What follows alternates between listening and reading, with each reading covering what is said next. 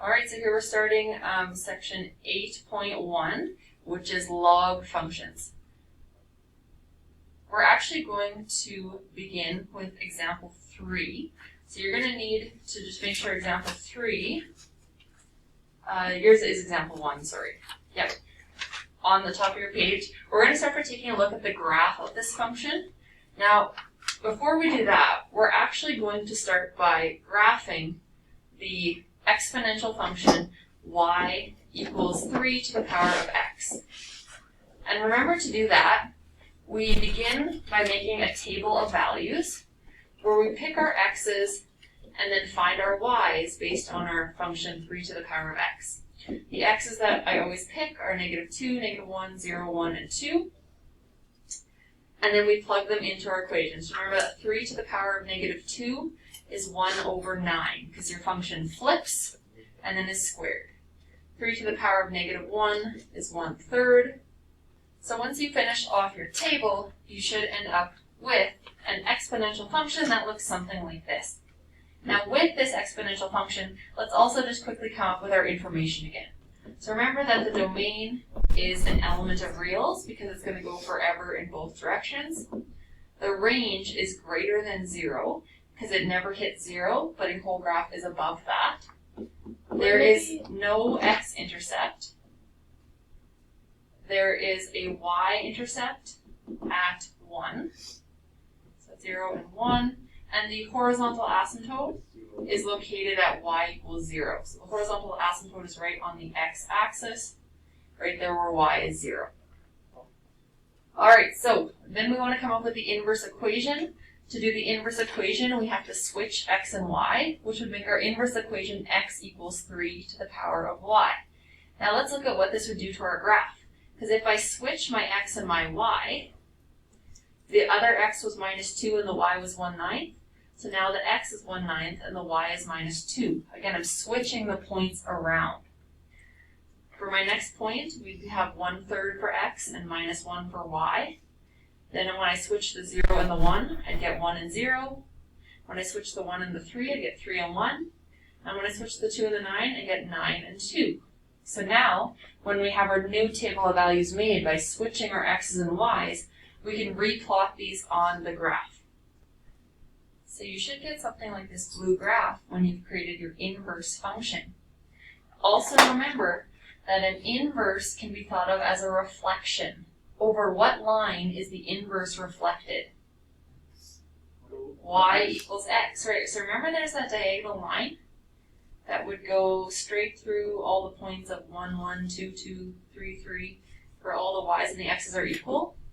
So remember that an inverse graph is always reflected diagonally over that y equals x line. So you should be able to see that reflection here. Now also with our new graph, remember this is the inverse graph, x equals 3 to the power of y. With our inverse graph, we should be able to come up with all of our other information. So now let's look at domain. Domain is different because my domain does not cross into the negatives. Yes. So now its x is greater than 0 for my domain. All my x's are on this side of 0. My range, though, is going to go on forever because it goes up forever and down forever. So y is an element of reals for my range. The x-intercept hits the graph at 1, so that would be 1 and 0. But this time the y-intercept, there is none. Yes, it never is going to cross that. The other big change is your asymptote. Remember we used to have a horizontal asymptote? Yeah. But now we have a vertical asymptote. Yes, so there would actually be a vertical asymptote running on that y-axis. So we say our vertical asymptote is at x equals 0. I also want you to notice that these things have all switched from my original information that we found. So notice that the domain and range have seemed to switch. The x and y intercept have seemed to switch. My horizontal asymptote is now a vertical asymptote, so that's switched. Alright, so then we need to take a look at how this is related to logs. So you guys, logs are really just another way of writing out an exponent.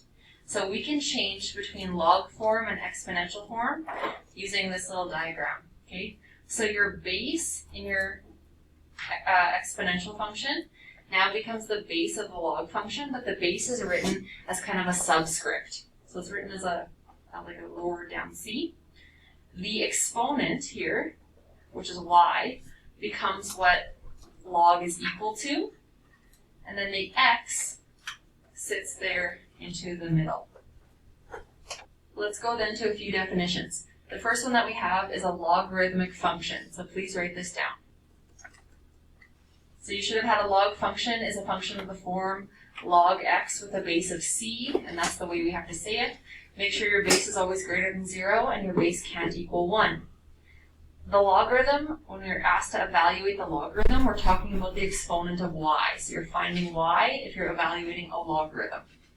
The common log has a base of 10, so if you see that there's no base written, you'd automatically assume that the base is 10 for that. Let's get into then example 1, where we're going to evaluate some of these. We're evaluating the logarithms. So let's change it back to exponential form. I know that my base is 7, the exponent is y, and that would equal 49, because remember the y value is talking about the exponent. So now this should be something quite easy to evaluate in your head. What power would you have to apply to 7 to get 49? No, 2, right. Y squared, or 7 squared is 49, right. So here, y equals 2. Let's try another one. Here, again, it would equal y. So if I change this back to exponential form, my base is 6, the exponent is y, and it equals 1. What exponent do you have to do to get it to equal 1? 0. Yes, so here y equals 0. Let's try another one here. This one is 0.001. Notice that there's no base listed. So if there's no base, it's 10. Good, so we have 10 to the exponent y equals 0.001. Now 10 to what power would give you that small decimal? Negative something. Negative 3. Yep, it'd be negative 3. Right. Because you could think of this as 1 over 1,000. Because there's 3 decimal places, so you can think of it as over 1,000, and 1,000 is cubed, 10 cubed. So that would be a negative 3. It also helps, like... The last one here is going to be a little bit trickier when we set it equal to y. We get our base is 2 to the exponent y equals square root of 8. So here's where we have to use those exponent rules from last section to try to figure out what exponent that would be. So it would, 8 is 2 cubed, but when I've got it square rooted, remember the square root is the same as the power, or as a denominator of 2 as an exponent. So we go 2 to the power of 3 over 2, because my index would be 2 and my exponent would be 3. So that tells me that 3 over 2 is the answer for this logarithm. Okay, so with this example, now we're not always solving for the y value. Now we're solving for a different part of the log in each one. Step 1 is still going to be to switch it to exponential so that we can check it out. So for the first one, when I switch it to exponential, my base is 5. Here my exponent is negative 3, and that's going to equal x. So again, the base is 5, the y is your exponent, and then it's going to be equal to x. So this is something that we can calculate. So the negative is going to flip it into 1 over 5 cubed, and then 5 cubed is 125. So 1 over 125 equals x, and yes, you could give that to me in a decimal, but I'm trying to force you to think about what these negative exponents do as we go through this, just so that it becomes easier for us. Let's try the next one. The next one, my base, is x. So here the base is x. The exponent is 2, and that equals 36. Now, how do you solve something like this where it's squared? You plug Square root it. We square root it, yes. Now, be very careful. When you square root this, you could get a positive 6 or a negative 6. So there's actually 2 answers here. And that's because if I plugged a positive 6 into x and squared it, I'd get 36. Or if I plugged a negative 6 into x and squared it, I'd get 36. So there's 2 different options that I could have had there for x. Okay, so for part C, your base is 64. So I'm going to put 64 to the power of 2/3 and find it find our answer for x. Remember that 2/3 can be a index of 3 and a power of 2.